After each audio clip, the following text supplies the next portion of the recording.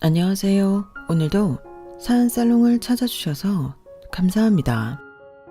제 인생은 남들보다 대단할 줄 알았고 특별할 줄 알았던 어리석은 여자 사람이에요. 인생은 탄탄대로라는 말이 저를 보고 하는 말인 듯 공부면 공부, 운동이면 운동, 어려서는 못하는 게 없을 정도로 남들 칭찬을 받으며 살았죠. 누가 봐도 잘 나가는 여자였네요. 삼성 계열사 전략기획팀에 입사 3년 만에 최연소 대리, 그리고 해외 사업까지 담당하면서 연봉 9천 연말 보너스까지 찍으면 억을 넘게 찍었어요. 너처럼 사는 게 제일 무섭다 진짜. 뭐가 무서워. 너는 진짜 언제 쉬냐? 나는 쉬는 날 누워서 TV 보면 하루가 끝인데 너는 맨날 뭐 하나하나 더 듣고 더 배우고 있어. 그러게. 유정이 인생은 진짜 교과서보다 알차다니까? 난 너처럼만 살면 인생 안 불안하겠어. 그런 말을 들을 때마다 정말 뿌듯했어요. 요즘 말로 갓생이라고 하죠. 어디 가서 기죽을 이유도 없었고 일도 사랑도 전부 내 손으로 줄 자신이 있었거든요. 난 대기업 끝까지 가면 임원까지 간다. 여기서 내 이름으로 남을 수 없어. 무슨 소리야? 전 그 말을 증명하듯 남들이 다 부러워하는 직장을 그만뒀고 그에 창업을 했어요.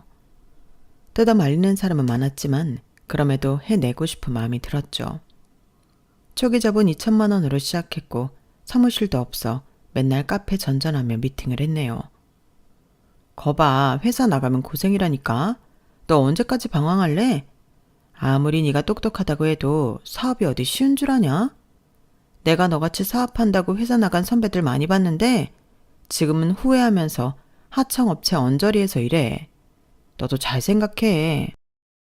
애초에 후회할 거면 시작도 안 했어요. 회사에서 등 따시기 있으니까 진짜 인생이 만만하지? 너 곧 후회한다니까. 늘 저를 아니꼽게 바라보던 선배 말이 귓가에 맴돌 때도 많았지만 정말 열심히 살았네요. 하지만 평범한 여자들이 그렇듯 그렇게 절정을 찍을 때 남편을 만나게 되었고 사랑에 눈이 멀어버렸어요. 얼마나 잘해주던지 이렇게 다정하고 자상한데 안 끌릴 이유가 없었네요. 늘 바쁘고 빡빡한 삶의 안식처가 되어주었거든요. 그 후 결혼한 지 4년째. 정말 행복하고 평범한 가정생활이었네요. 아니, 어쩌면 제가 착각한 걸까요? 자기야, 오늘은 내가 저녁 차릴게. 진짜? 무슨 일 있어? 자기 혹시 로또 된 거 아니야? 아니, 사랑하니까 그러지. 저희 부부는 이렇게 사랑이 넘쳤어요. 남들은 질린다는 결혼도 저희는 참 달랐네요. 같이 라면 먹고 주말마다 영화 보고 소소하게 행복했어요. 저는 스타트업 창업 출신에다가 개발자 3명이랑 같이 시작했던 작은 플랫폼 회사가 5년 만에 국내 상장 직전까지 갔어요. 시가총액만 700억 이상이었으니까요. 내 지분은 100%였고 투자자를 한 명도 받지 않고 직접 키워냈네요. 그런 저를 보고 남편은 늘 말했죠. 자기 진짜 대단해. 자기는 진짜 천재야. 자기가 잘 되니까 너무 기분이 좋다. 자기가 내가 전적으로 일할 수 있게 서포트를 잘해주잖아. 이런 남편이 어딨어. 다 당신 덕분이야. 고마워. 이렇게 대단한 와이프를 두는데 그럼 이 정도도 안 해? 그래도 내가 미안하지. 늘 바쁘다는 핑계로 평일엔 회사에서 살고 어머님 아버님도 잘 못 찾아뵙고. 당신이 그래도 마음만은 우리 부모님 생각하는 거 엄마도 알고 아빠도 아셔. 그렇다면 다행인데 그래도 조금 걱정이 돼서. 아무리 며느리가 바쁘다지만 매일같이 일에 치여 사는데 누가 좋아하겠어.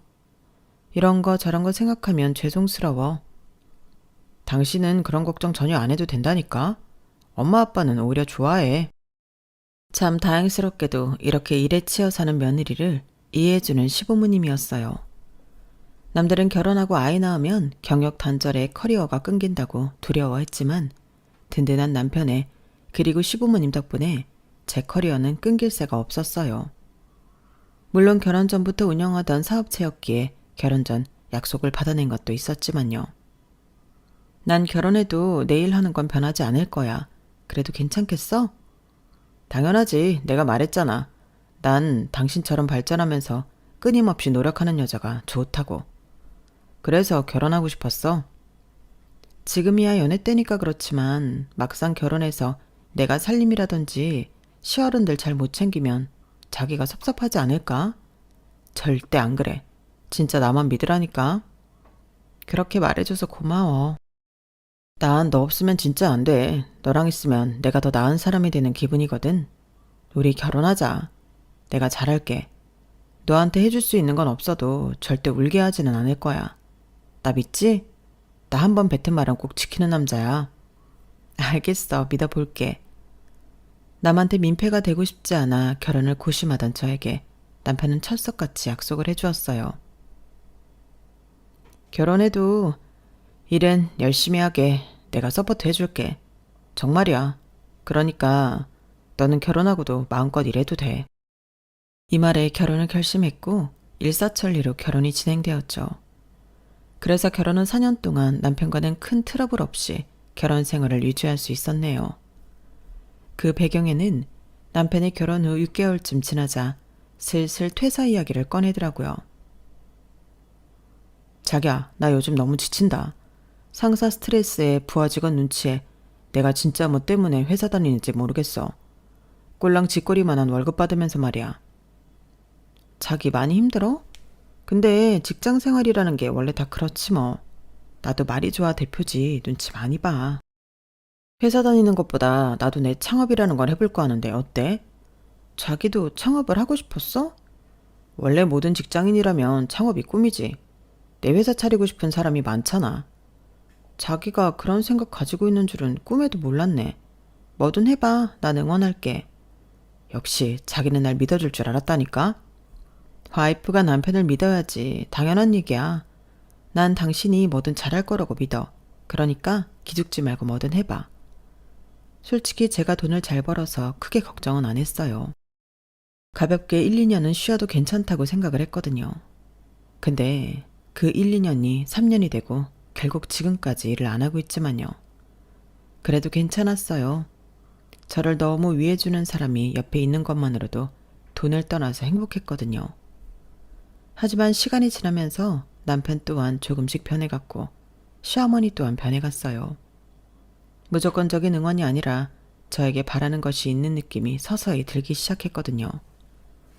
제가 버는 돈을 남편과 시댁은 좋아했지만 본인들 것이냥 행동했고 머리로는 이건 아니다 싶었지만 혹시라도 불화가 생길까 참았던 적도 많았어요.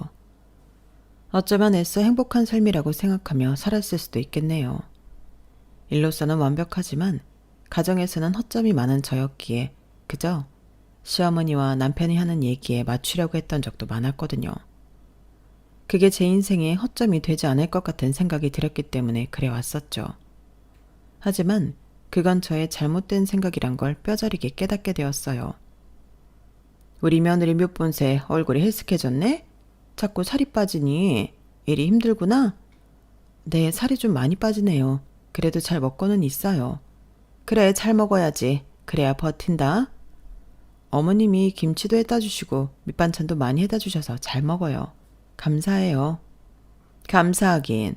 우리 아들이 대표 남편이라니까 어깨가 아주 으쓱해. 노인정에서도 우리 집 폭 터졌다고 얼마나 그러는지 몰라. 작은 가게도 아니고 자그마치 며느리가 회사 대표인데. 내 어깨가 안 으쓱하겠어? 어머님이 좋아하시니 저도 좋네요.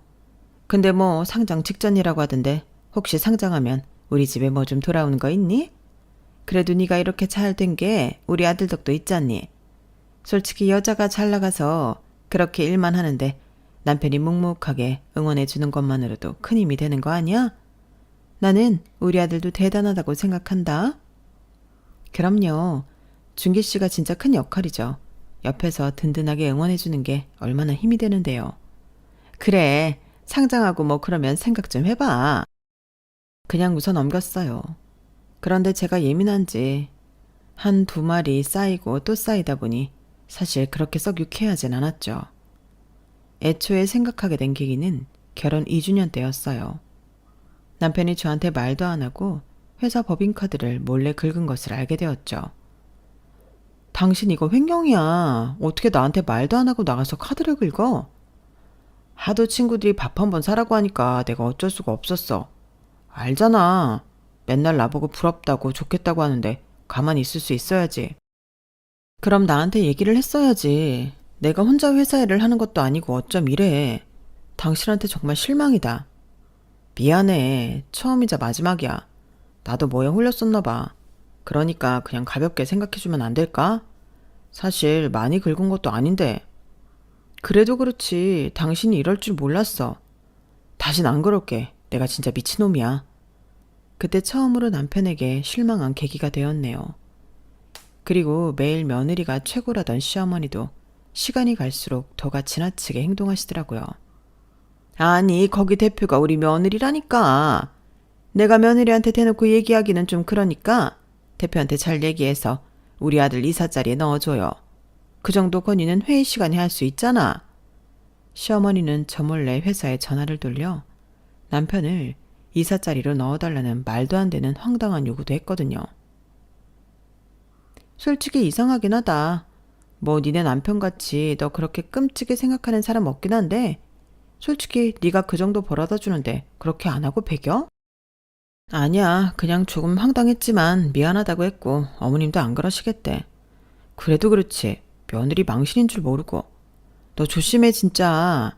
이게 드라마에서만 나오는 얘기가 아니라니까? 사실 걱정이 또 하나 있어. 또? 뭔데? 그날 직원들한테 어머님이 전화하고 했다는 날 회계팀 팀장님이 이러더라고. 대표님 남편분이 요즘 재무자료 자꾸 보시자고 한다고. 그냥 궁금해서일까?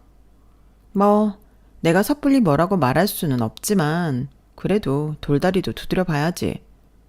친구는 저에게 충고를 해줬어요. 워낙 어려서부터 격이 없이 자란 친구였기 때문에 이런 얘기를 스스럼 없이 터놓을 수 있는 친구였거든요. 그래도 그땐 우리 남편이 설마 그러겠어? 라는 마음이 더 컸었네요. 하지만 잠잠하던 남편과 시어머니는 또다시 선 넘는 행동을 자주 하기 시작하였어요. 회사 미팅이 끝나고 사무실로 돌아왔더니 비서가 잔뜩 긴장한 얼굴로 저를 찾아오더라고요. 대표님, 죄송한데 오늘 시어머님이 다짜고짜 찾아오셨어요. 저희가 조금 기다리시라고 했는데 언성도 높이시고. 네? 우리 시어머님이요? 알겠어요. 대기실에 먼저 안내해드리려고 했는데 직원들한테 자꾸 질문도 하시고 아까는 개발팀 부장님도 찾고 그러시더라고요. 말이 끝나기가 무섭게 시어머니가 제 사무실 문을 벌컥 열고 들어오셨어요. 아우, 우리 며느리 바쁘지? 네가 너무 바쁘니까 이렇게 찾아온 거야. 간식이라도 먹으면서 하라고. 요즘 살이 부쩍 빠지는데 걱정이 돼서. 어머님, 그래도 회사인데 갑자기 이러시면 곤란해요. 전화라도 주시지. 이유 없이 혼자 오셨어요? 뭐 어때? 내가 네 친정엄마나 다름없는데. 그나저나 여기 앉아있는 박 이사 있지? 그분이 우리 아들 도와줄 자리 좀 알아봐주면 좋겠더라. 네? 무슨 말씀이세요? 솔직히 며느리 혼자 감당하기 힘들잖아. 이제 회사도 커졌고. 너도 알다시피 우리 아들이 창업 쪽에 관심 많았던 거 알지? 그래서 퇴사도 했잖니. 네가 먼저 말해주면 좋았겠지만 그러지 않으니 내가 이렇게 기다리다 못해 찾아왔다. 네 남편이니 그냥 공동대표 어때? 명함 하나 딱 나눠서 공동대표라고 해놓는 거지. 얼마나 그럴싸하니? 솔직히 나도 우리 아들이 이제 뭐라도 해야지. 저러고 있는 게 말이 되나 싶어서 그래. 오죽하면 이러겠니? 다짜고짜 억지 웃음도 안 나오더라고요. 그리고 그날 저녁 남편도 알고 있는 듯 얘기했어요. 엄마는 진짜 내가 괜찮다는데 자꾸 그래. 옛날 사람이잖아. 엄마가 앞서갔지. 자기 기분 나쁜 거 아닌가 모르겠다. 너무 당황스러워. 자기 의견은 아예 없는 건지 그런 게 궁금스럽네. 사실 나도 논지 좀 오래됐고 언제까지 이러고 있을 수만은 없잖아. 그래도 기술이 있어야 뭐라도 창업하는 건데 내가 신지가 좀 오래돼서 막상 사업 구상을 하려고 해도 생각이 안 나고. 근데 솔직히 회사에서 내가 한 자리 해도 되지 않아? 어차피 당신이랑 사는 가족이기도 하고 대표 혼자보다 공동대표라는 안정감도 있고 그리고 아직까지 시선이 여자 혼자 이런 큰 회사를 꾸려간다는 것보다 남편과 같이 하는 게 더 보기가 좋아. 그리고 그 말을 끝으로 갑자기 회사 내부 자료가 필요하다는 둥, 이사회에 가겠다는 둥 당황스러운 말들을 많이 하더라고요. 당신이 이사 가는데 거길 왜 가? 당신 남편인데 사람들한테 얼굴도 계속 익혀야지. 다들 사장 부군이면 관심도 있고. 그런 거 아니겠어? 약을 먹은 줄 알았어요. 그리고 그날은 제가 말려서 가진 않았지만 아마 말리지 않았다면 회사까지 따라와 이래라 저래라 했을 게 뻔했죠. 날이 가면 갈수록 오버가 심해지는 남편에게 당황스러움이 반복되었어요. 그때 확실히 느꼈던 것 같아요. 맹목적으로 나를 응원만 해주지 않았구나. 남편이 나랑 결혼을 한 이유 중 하나도 내 자산도 어느 정도 한몫했을 거라고 생각이 들더라고요. 엎친 데 덮친 격으로 이런 일이 반복되니 컨디션도 너무 안 좋고 몸이 안 좋더라고요. 대표님, 괜찮으세요? 괜찮아. 빈속이라 그런가 봐요. 요즘 안색이 많이 안 좋으세요. 병원 한번 가보셔야 할 것 같은데 제가 예약해드릴게요. 그래 줄래요? 고마워요. 바쁜 시기에 꼭 몸이 이러네. 별일 아닐 거예요. 어지러워서 현기증에 주저앉아버린 날들도 많았네요. 처음으로 몸이 이상하다는 신호를 느껴 병원에서 검진을 하게 되었어요. 자기 몸 안 좋으면 안 되는데 어쩌냐? 요새 우리 때문에 좀 스트레스 받았나? 아니야, 그냥 일도 그렇고 신경 쓰는 게 한두 가지가 아니잖아. 하긴 그건 그래. 당신이 너무 바쁘긴 하지. 내가 이러니까 자꾸 공동대표 얘기를 하는 거야. 몸이 벌써 탈나잖아. 당신 나 못 믿어? 그래도 운동은 열심히 해서 당신보다 체력이 훨씬 좋다고. 그 얘긴 나중에 하자. 솔직히 회사 일 아무것도 모르면서 어떻게 당신을 공동대표로 앉히겠어. 그냥 천천히 조금 나중에 생각해보자. 난 당신 아픈 거 싫어. 다 회사 일 때문에 이러는 것 같아서 속상하단 말이야. 괜찮아. 쉬면 나아질 거야. 이 기회에 솔직히 내려놔도 되지 않아? 내가 일이야 배우면 되는 거고 자기 그동안 열심히 살았으니까 쉬어도 되잖아. 나라도 어떻게든 잘 이어갈 수 있지 않을까? 뭐라고? 아니, 그게 아니라 자기가 편해야 나도 편하다는 거지. 그 자리 유지하려고 버티지 말고 내가 계속 어떻게든 해볼 테니까 잘 생각해봐. 자기 이렇게 아프니까 정말 속상해서 그래. 나 자기 없으면 안 되는 거 알지? 그러니까 조그만 일 욕심 줄여. 난 아파도 회사에서 쓰러질 거야. 걱정하지 마. 남편은 제 몸이 아픈 것이 회사 일이 많아서 그런 거라며 참 많은 걱정을 하더라고요. 그렇게 검진을 받고 그날은 집에서 쉬고 있었는데 생전 안 하던 노트북을 남편이 만지고 있더라고요. 자기야, 뭐해? 그냥 보험 약관 좀 확인하는 중.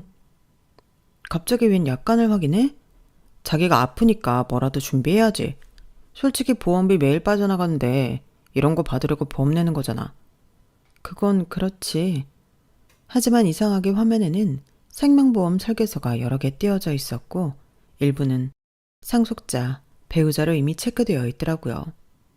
당연한 것이었지만 뭔지 모를 섭섭함과 두려움이 밀려왔어요. 근데 이게 뭐야? 그거 컨설턴트가 보내준 거야. 설계만 그냥 해본 거야. 아직 가입을 안 했어. 하지만 며칠 뒤 우편물이 날라왔고 그것은 내 명의로 된 보험 가입 확인서였어요. 가입자는 나, 그리고 수익자는 남편, 그리고 가입일은 그날이더라고요. 왠지 모를 섭섭함이 있었지만 내심 아무렇지 않은 척했고 아무 일도 일어나지 않을 거라는 생각을 하며 일을 해나갔어요. 컨디션도 슬슬 올라오는 것 같길래 잡생각을 하지 않고 회사 일에 더 매진해야겠다고 생각이 들었거든요. 하지만 그날 회사가 끝이 나고 집에 와 우연히 남편 핸드폰이 제 손에 들리면서 판도라의 상자를 열게 되었네요. 남편 카카오톡에는 저 없는 시댁 가족방이 있었고 그곳에는 형님 그리고 어머님 남편이 있었어요. 이름은 준기 인생 역전 프로젝트였네요. 이참에 회사 이름도 바꾸면 어때? 준기홀딩스 이런 식으로? 그래, 딱 네 거다.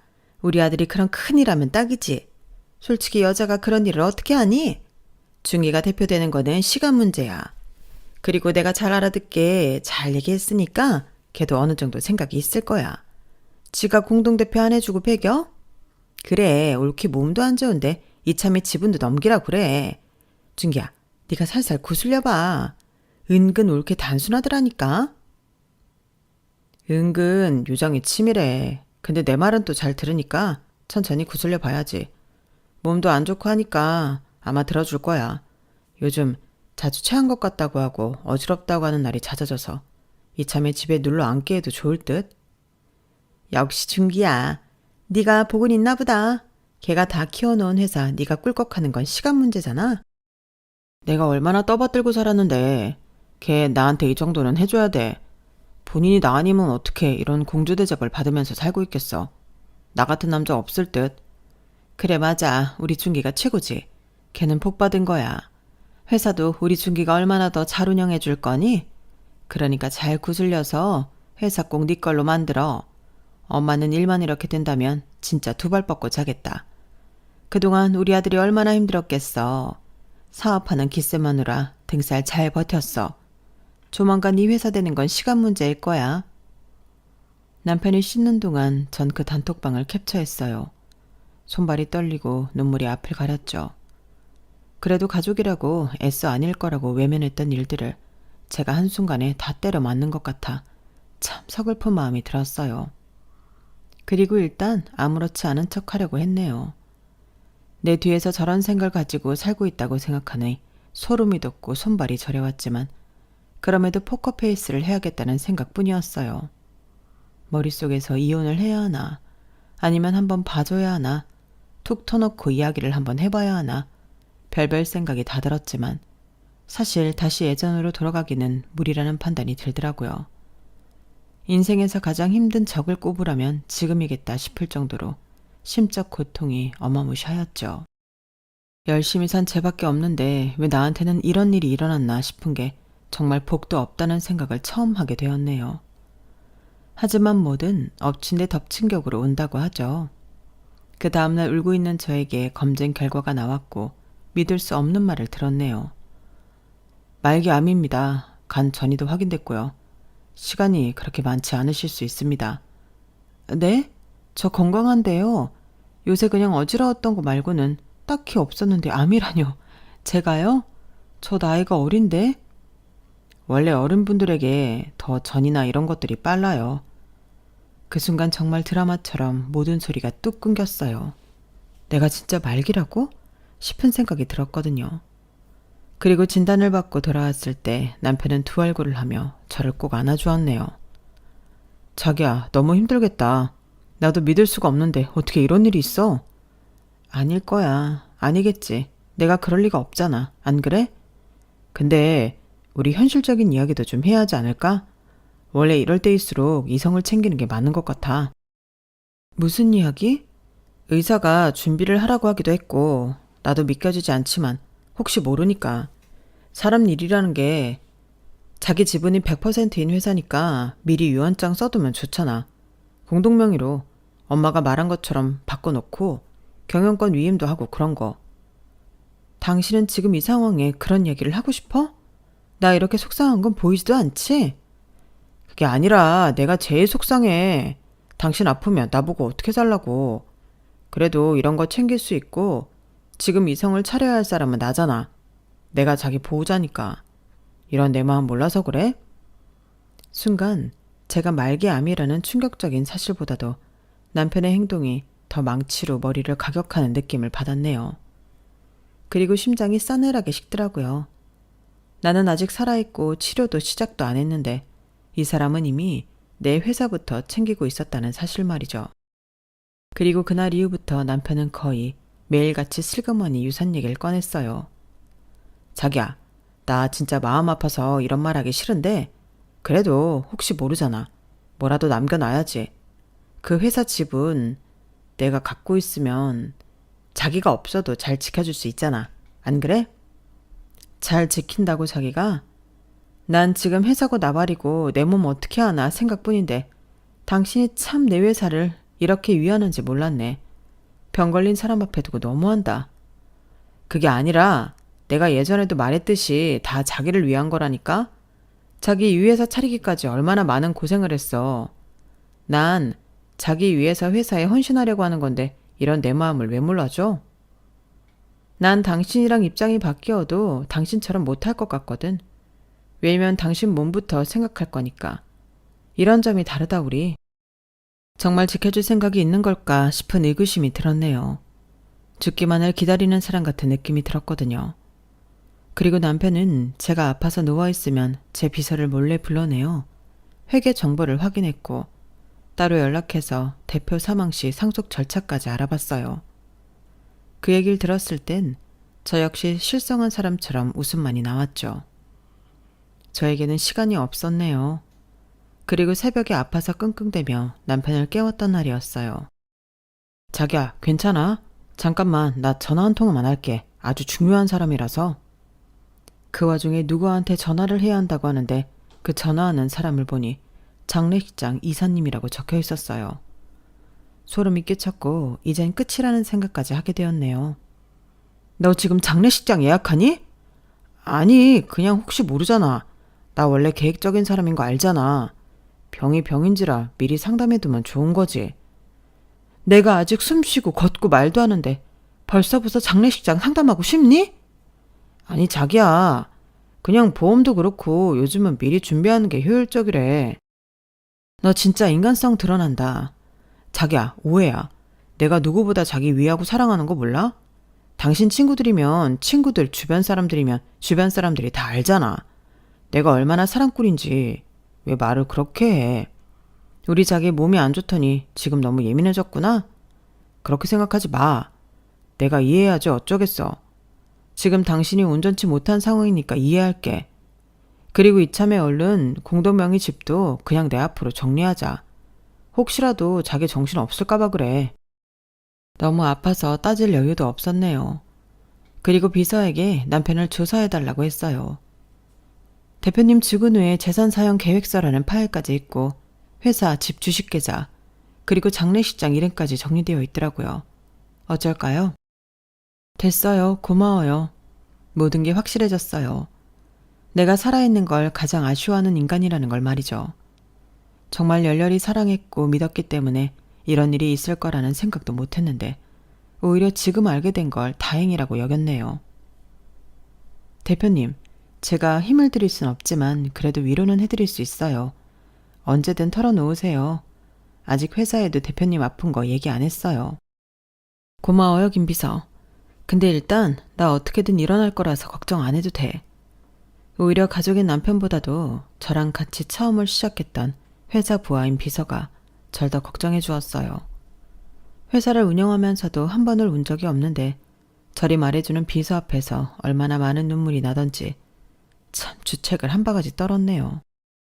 저였어도 울었을 거예요. 대표님 심정이 어떨지 상상을 감히 못하지만 그래도 지금까지 회사를 운영하면서 힘든 거 다 겪어오신 만큼 분명 이번 힘듦도 지혜롭게 이겨내실 거라 믿어요. 그러니까 조금만 더 힘내주세요. 너무나 고마운 마음들이었어요. 지금껏 나를 믿고 따라와준 것도 고마운데 이렇게 힘들 때 저런 말을 해주는 사람이 옆에 있다는 게 참 감사했네요. 시련이었지만 그래도 진정 나를 생각해주는 사람을 걸을 수 있는 계기도 되었죠. 그리고 첫 탕함을 시작하던 날 병실 문을 열고 친정아빠가 들어오셨어요. 아빠 얼굴을 보는데 정말 이상하게 눈물이 펑펑 쏟아지더라고요. 우리 딸 고생 많았지? 그놈 말이야. 내가 다 알아봤다.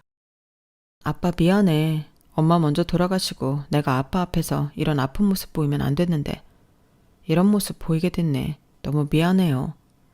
네가 뭐가 미안해. 넌 몸부터 회복할 생각해. 요즘엔 기술이 좋아서 쉽게 안 좋게 되지 않을 거야. 그래도 아빠가 나를 어떻게 키웠는데 내가 이렇게 누워있어.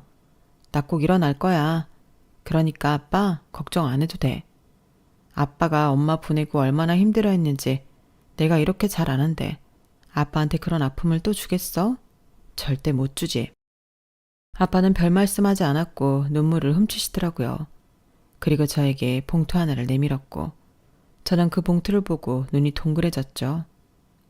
아빠는 아무 말씀 없이 고개를 끄덕이더라고요. 됐어. 이야기하지 마라. 네 마음 다 안다.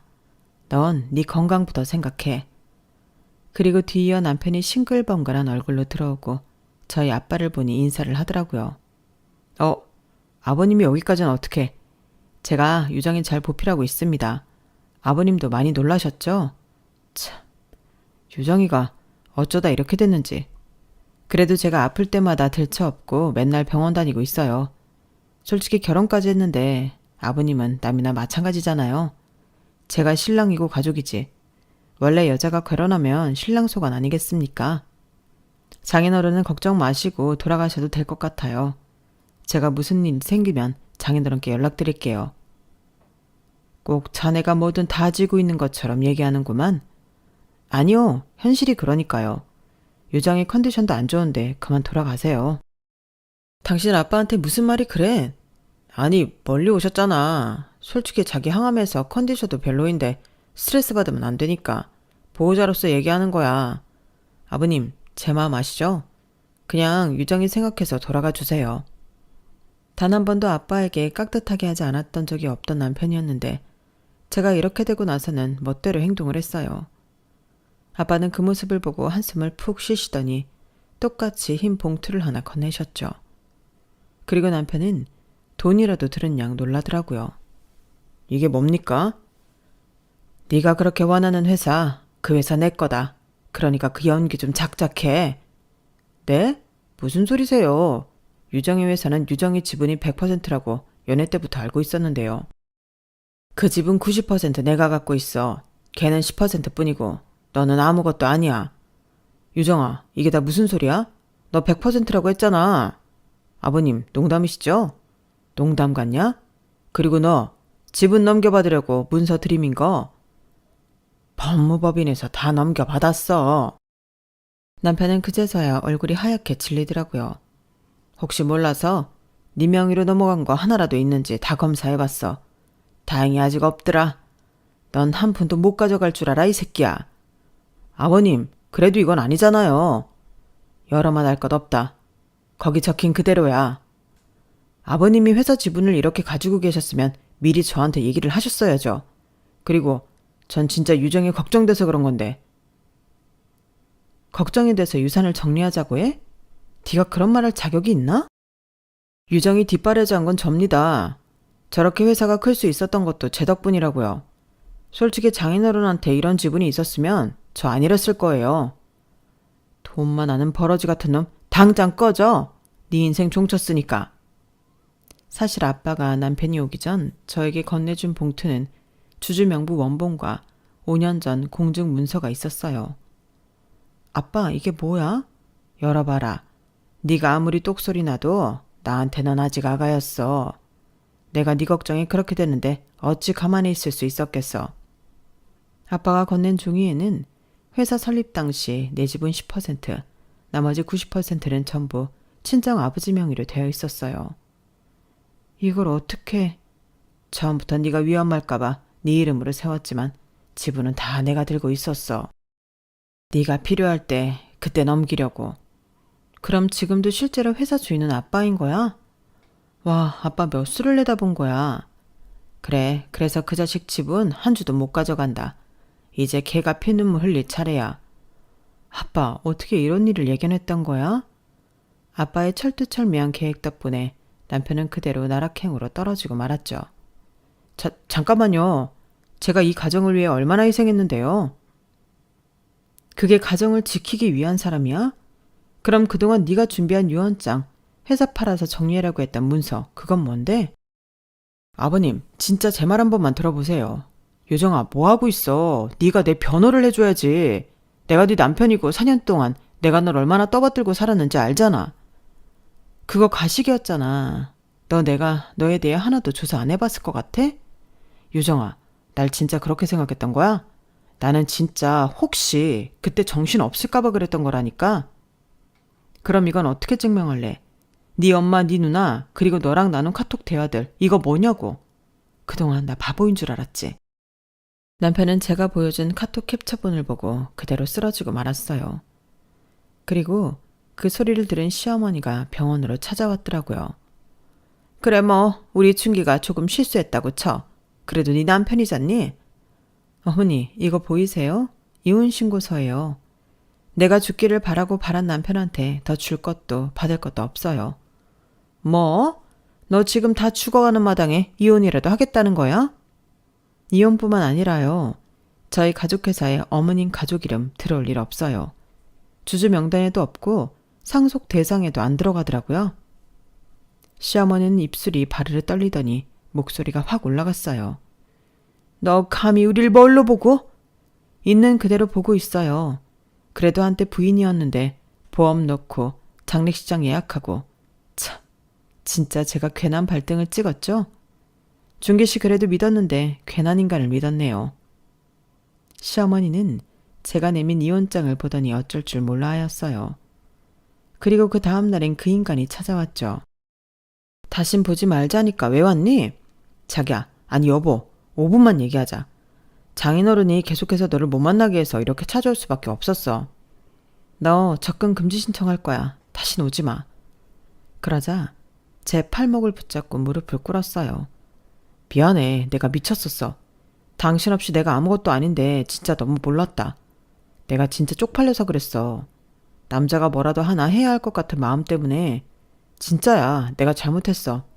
내가 어떻게든 다시 잘해볼게. 어? 병원도 같이 다니고 너도 내가 옆에 있는 게 낫잖아.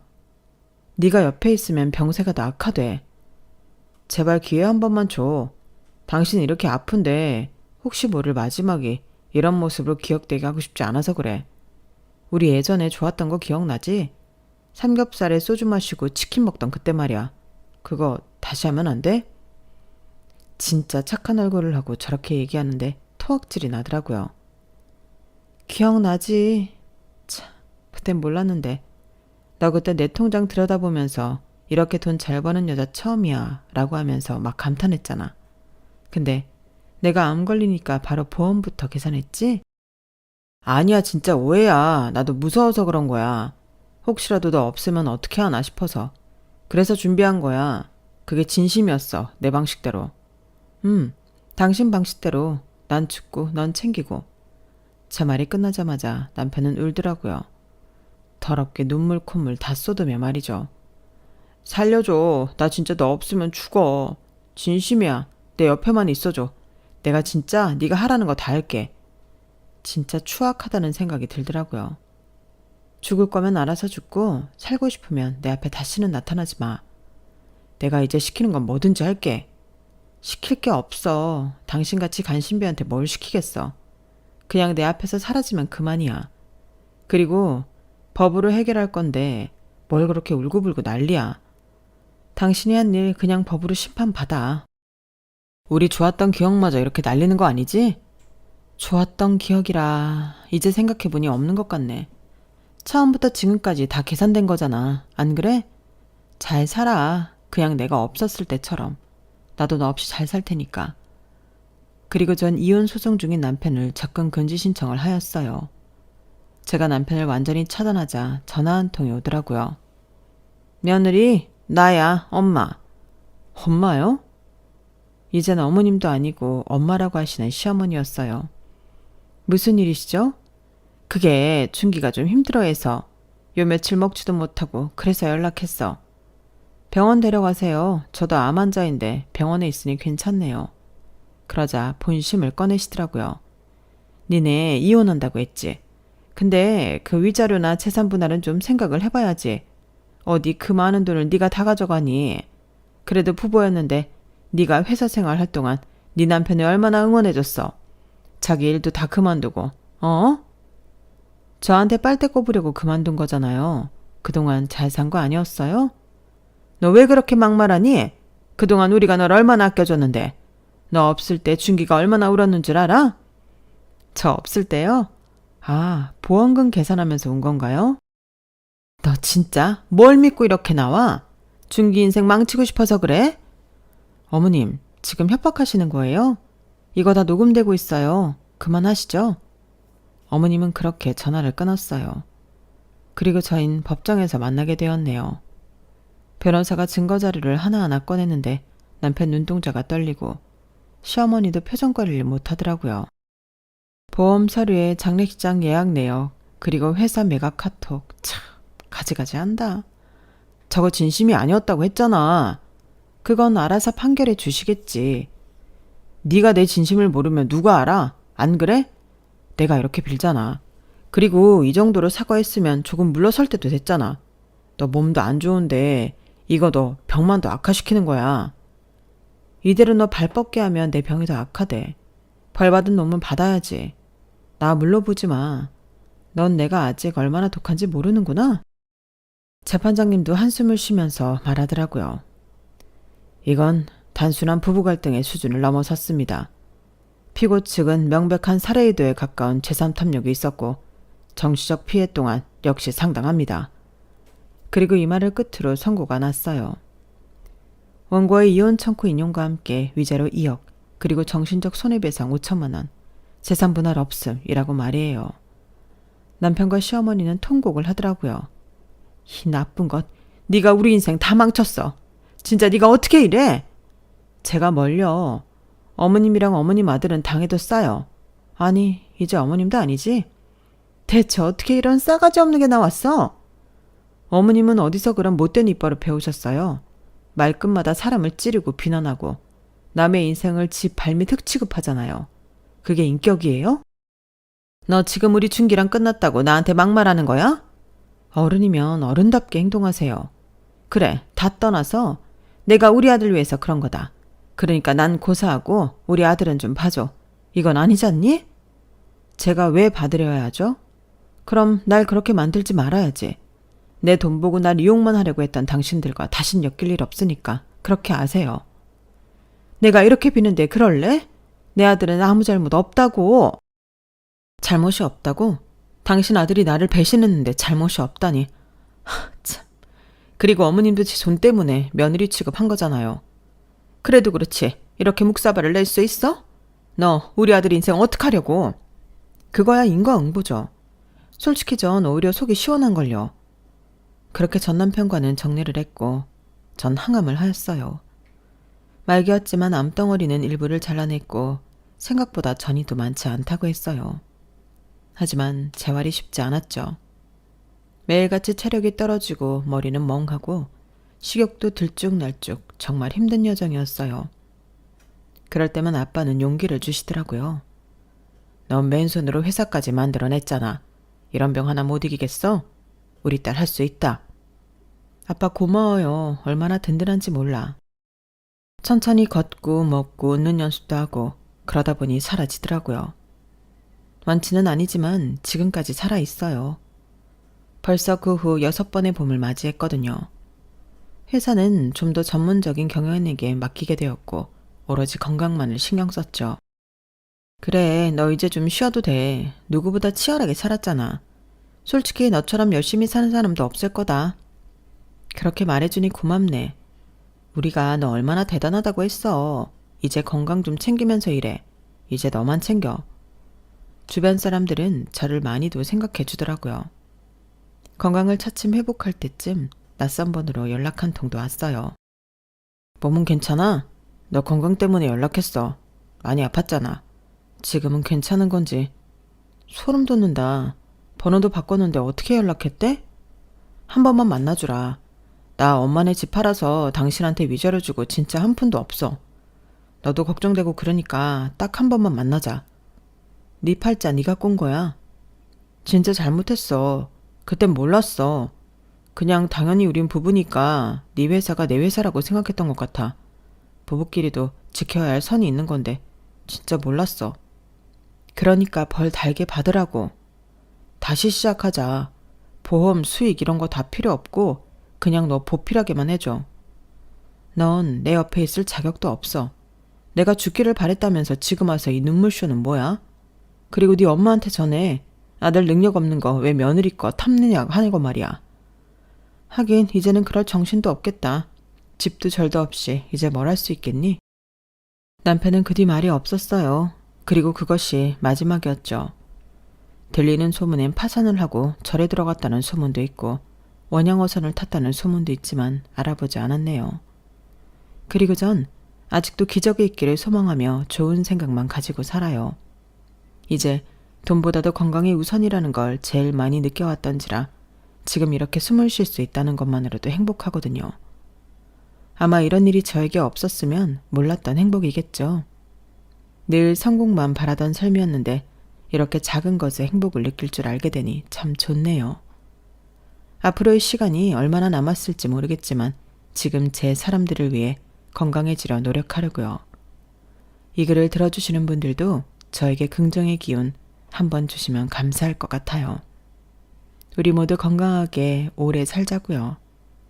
제 글을 들어주셔서 감사드리고 오늘 좋은 하루 보내시길 바랄게요. 여러분, 사연 댓글에 응원과 현명한 조언 부탁드려요. 좋아요와 구독은 저에게 큰 힘이 됩니다. 오늘도 좋은 일 가득하세요.